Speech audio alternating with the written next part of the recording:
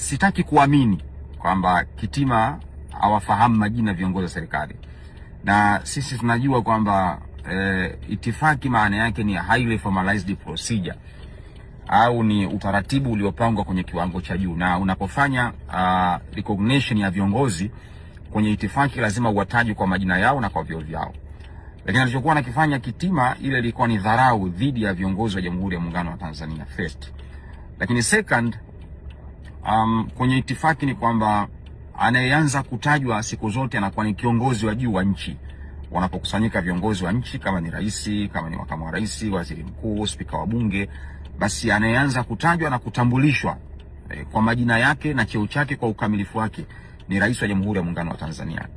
Lakini ajabu ni kwamba unaona kabisa kwamba Kitima alikuwa amepanga underrate rais wa Jamhuri ya Muungano wa Tanzania.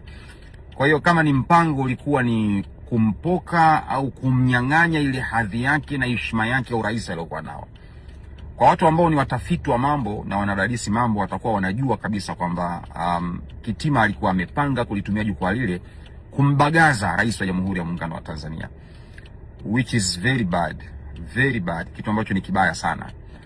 Lakini pia ukitazama kuna uvunjifu mkubwa wa adabu umefanyika dhidi ya kiongozi wa nchi anapokuwepo mahala, na huwezi tu kumkaribisha au kumwambia kama atajisikia kusema basi aseme chochote, kwa sababu tunafahamu kwamba yeye ndo comforter in chief, yeye ndio mfariji mkuu katika taifa. Kwa hiyo katika msiba kama ule tungetegemea kwamba ipo ratiba maalumu ya rais wa Jamhuri ya Muungano wa Tanzania kuzungumza, sio kumkaribisha kwa kumwambia kwamba ikiwa atajisikia, kitu ambacho hakikuwa sawa sawa. Na hata kama ingelikuwa ni mimi nisingezungumza, kwa sababu tungetegemea kusikia speech au hotuba ya rais ikiwa inawafariji wa Tanzania na inawafariji wa Katoliki katika msiba ule mkubwa uliotokea. Lakini alichokifanya Kitima, ima inawezekana ametumwa ama ni utashi wake binafsi aliyokuwa anaufanya pale underrate rais wa Jamhuri ya Muungano wa Tanzania. Sasa kile sio kitu kizuri, underrate rais wa Jamhuri ya Muungano wa Tanzania. Sasa kile sio kitu kizuri, sio kitu kizuri na kinaleta taswira mbaya, lakini inaonyesha chuki ya wazi dhidi ya rais wa Jamhuri ya Muungano wa Tanzania na kumvunjia heshima na kumunderrate na kumpokonya ile heshima yake na hadhi yake aliyokuwa nayo. Sasa kile kitendo, kwa watu ambao wenye tafsiri sahihi katika vichwa vyao, watakuwa wanajua kabisa kwamba ni mpango ambao Kitima alikuwa ameupanga kutaka kumunderrate au kutaka kumshushia heshima yake au kutaka kumbagaza rais wa Jamhuri ya Muungano wa Tanzania. Sasa mimi, maoni yangu, ninavyoona kile kitendo hakikuwa sawa sawa.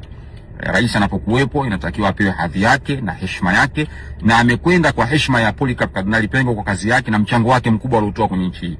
Kwa hiyo ilipaswa wao watambue na wathamini kile kitendo cha rais kuja pale, lakini vile vile ilipaswa watambue au wampe ile heshima yake na hadhi yake ambayo anastahili. Kwa hiyo Kitima, kwa upande wangu na maoni yangu, ajitafakari sahihi kwa kile ambacho alichokuwa amekifanya.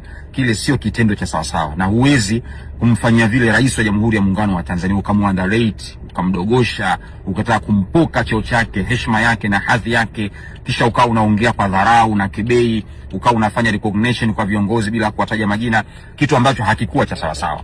Kile hakikuwa cha sawa sawa. Sasa tusiposema itakuwa hatutendi uadilifu au hatuna insaf, tutakuwa hatuna insaf. Lakini kiuhalisia, rais wa Jamhuri ya Muungano wa Tanzania amekosewa adabu na Kitima.